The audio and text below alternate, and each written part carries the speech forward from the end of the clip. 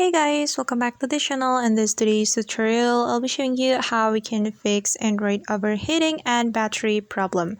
So let's get started. First of all, go to your settings app on your Android phone. Then you have to find battery and device care. And it's over here and you just have to tap on it. And if you want to fix the battery issue, you can click on this optimize now button.